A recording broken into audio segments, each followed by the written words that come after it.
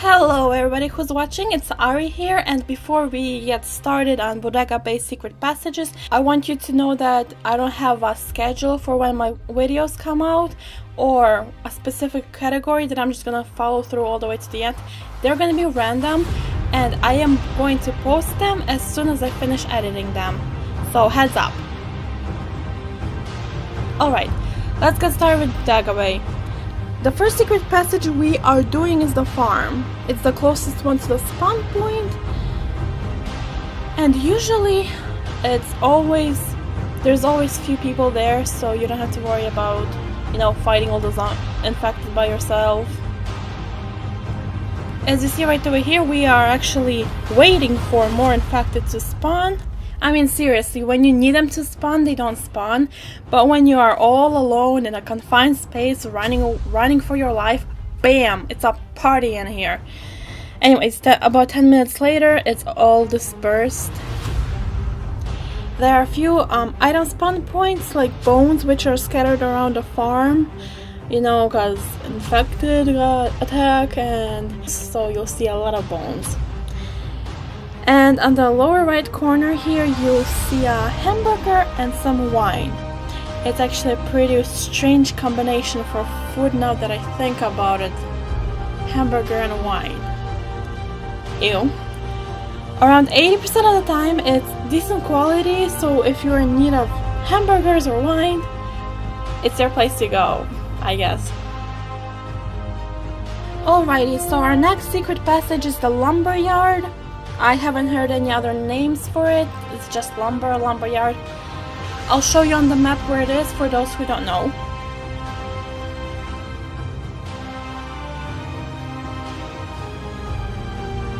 The easiest way to tell if you're going the right way is to just follow the lake until you reach the top. And you'll see a huge item dump. That's where the entrance is. Also be careful, because infected usually stick close together there and might be a little bit hard to get through. After you follow the little passageway, there's a huge opening. You can usually run past them without having any of them attack you if you're lucky, or you can always try to come around the first 20 minutes or so when most people are actually clearing it out. Also, some other spawns that are around the place are a bunch of axes and logs, usually. Yeah, that's it. Well, it's a lumberyard, what do you expect? There is a space in this huge field where you can probably find some drinks and rope. So here's a little tip. If you are low on the resource space and in this little box here, and you get one of these crates, don't deconstruct them because they give multiple resources and you might lose some. So if it's your first time getting one of these crates, just wait until you get to your base to deconstruct them. The items you get are really random, just in that category if it's either food or materials. But once I think it's this one, I got only 2 cereal compared to another time where I got 5 resources. So yeah, it's random, but I don't take chances and deconstruct them on my base. Or if you don't actually need all the materials from it, just maybe 1 or 2 specific items, it's up to you. And lastly, we have the beach. It might be a wee bit tricky for beginners to get there because there's so many turns.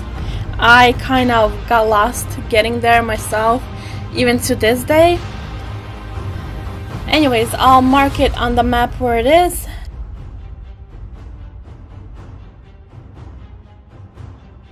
You may take a look at one of those maps, those big ones, and think to yourself, oh, I'll never learn it, it's so big, there's so many buildings, so much stuff to do.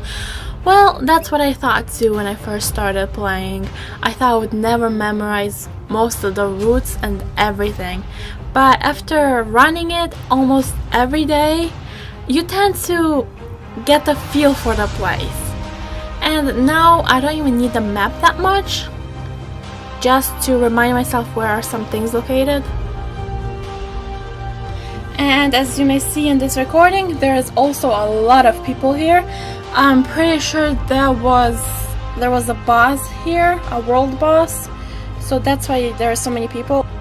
So far, most of the world bosses that I've seen spawn inside the secret passages or somewhere close to them, so you'll have to keep an eye out on those too.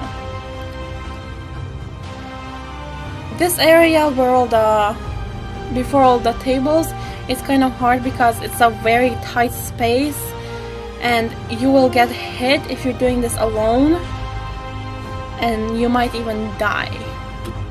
I'm pretty sure this is one of the places I died before when I was like level 10, maybe 15. So yeah, I died here once. It's actually a pretty common story for beginners. The secret passage was opened and I went through. The first part of it was cleared, so I thought, oh, this is a piece of cake. And I went through the narrow passage that I mentioned before, and got to the chest, opened it, got the stuff, and then bam! All of them spawned right on me. At first I had no idea what was going on. So yeah, learn from me. When you think they're not going to show up, they probably will.